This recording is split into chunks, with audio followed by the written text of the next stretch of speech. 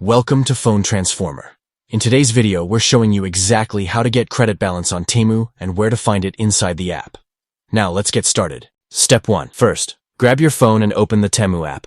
Make sure you're logged into the correct account so all your credits and orders are linked properly. Step 2.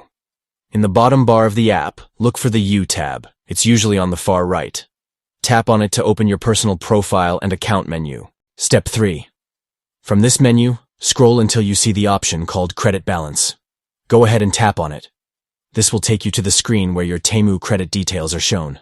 Step 4. Once you're on the credit balance page, you'll see your total available credit. If you see 0, don't worry. Your credit balance grows based on your activity. The more products you purchase and the more reviews you leave, the more credits you can earn. So, it's not instant. There's no shortcut or free code. It's all about staying active, shopping often, and sharing your feedback through reviews. Step 5. After checking your balance, look for the small I icon at the top. That's the information button. Tap on it to open a detailed explanation. Here you'll find answers to common questions like, what is Temu credit?